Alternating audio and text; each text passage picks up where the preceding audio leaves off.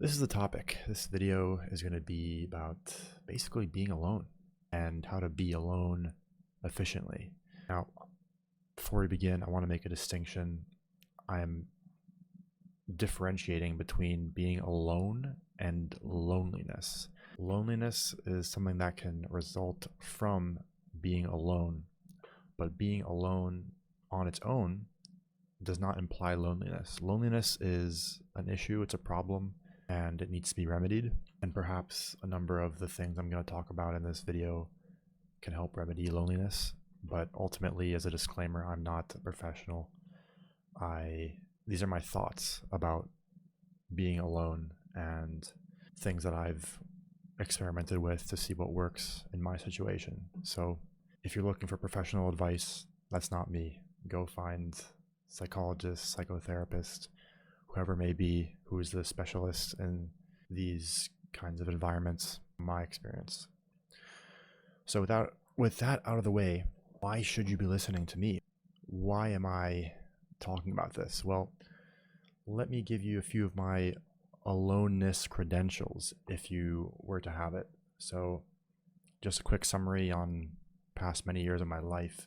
I think the last time I had a friend group was in middle school. I was in a couple of friend groups, and then stuff happened, and throughout high school, I wasn't really in a friend group. I didn't really even have any close friends. I was friendly with almost everyone, but I was basically alone. I didn't really go to parties. I didn't really hang out with people. So I was basically alone there. And then university, just for context, I've graduated recently, and over the past 3.5 years that I went, I have not really made a single friend. I've lived on campus for 2 semesters with roommates, and they were great, and I got along with them. But ultimately, I do not believe I've made any lasting friendships from school. And so it's been a long time that I haven't really had a close friend. Other things, my work right now is mostly remote work. So it's not like I'm in an environment where I'm meeting people. The thing that I'm trying to say is that I don't really have friends right now, and I haven't had for many years. And that's not to pity me, and that's not to say, poor you. And I'm not even saying, hey, be my friend. What I'm saying is, these are my credentials for being alone, and I've had a lot of time to practice different techniques, do different things that have aided me being alone for so long. Okay, I'm not completely alone. I live around family, but generally speaking, I'm fairly alone as an individual. So with that out of the way, establishing my credentials and how I could possibly provide insight, let's go into the meat of the video. So the way that I'm going to do it is as follows. I'm going to give you a tidbit, a fact, or a helping point. Hey, do this. And then I'm going to show the flip side to that thing. I'm going to say, don't do this, even though you might think it's good for you. And I'm going to do that for the rest of the stream and the video. So here we go. First thing, if you're alone, just get more social interaction. There is a lot of ways to do this. I know it may seem confusing. How do I do that? If I'm alone right now, I wouldn't be watching this video if I could just go out and have more social interactions. Well, maybe you're either not trying hard enough or you're not aware of opportunities which you're missing out on. Just a few examples of things you can get into. At school, there's clubs. You could get into different organizations, communities. There's communities for people of your nationality, your religion, your interests, art communities. For clubs, there's games you could play. That maybe you like to play a game, you can join a club and meet people there. For me, a big one last year was martial arts. I joined a gym, an MMA gym, and well, it was great. I had a lot of fun. I met people. I can't say that I'm still talking to any of them, but I definitely felt less alone because every day I was going to practice martial arts with people.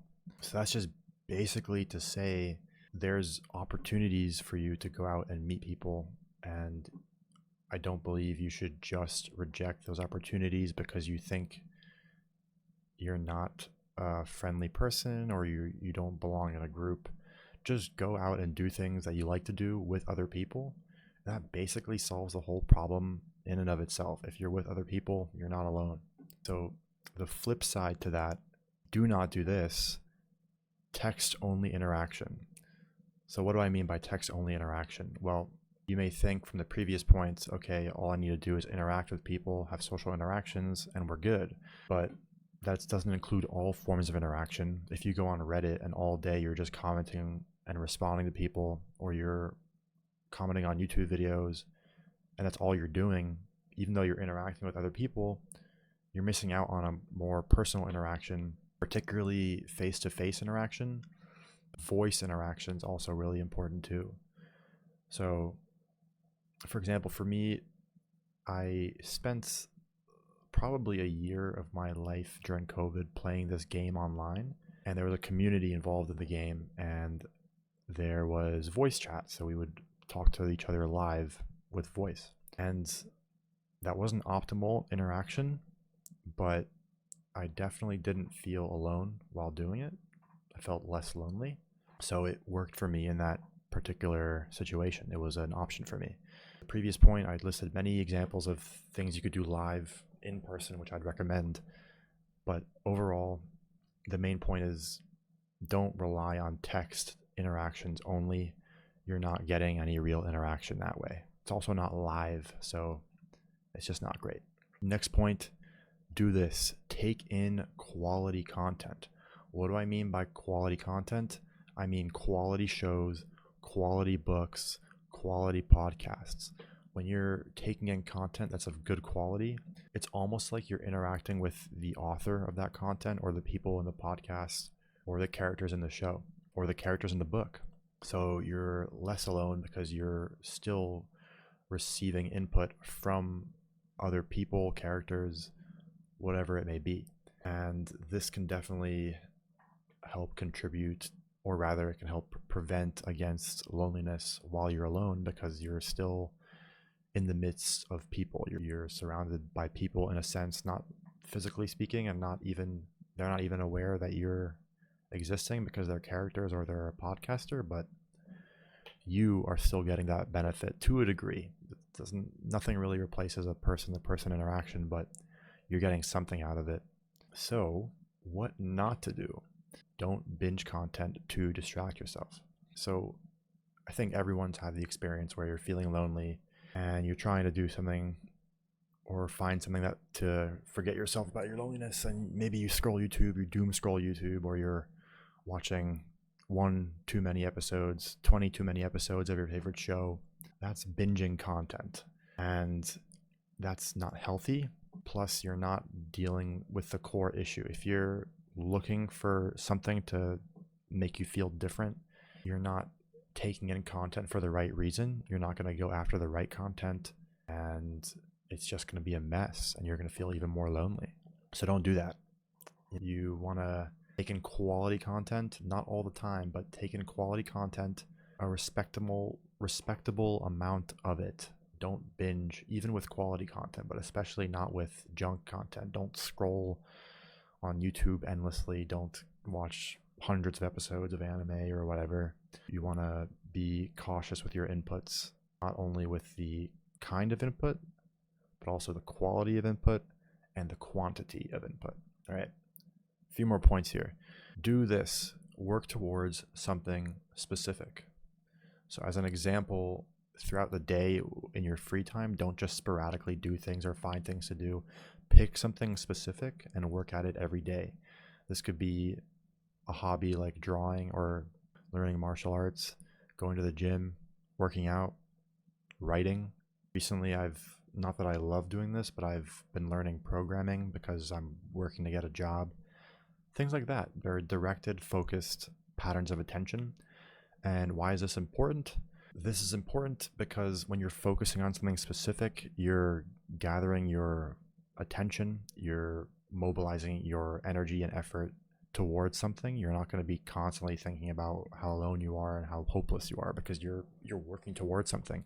These videos are an example of that for me. I'm currently working towards making these videos a thing, a possibility, an actual effort in my life. I'm directing attention and energy towards making these videos in part because I want to continue moving forward and change my life circumstances, right?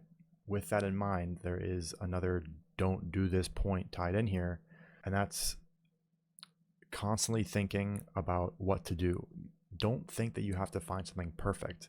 Just do something. If you are curious about drawing, don't delay the drawing because you don't have exactly what you want. So if you don't have the notebook you want, you don't have the pen you want, oh, it's not perfect, I don't have what I need, and I gotta make it perfect. Don't.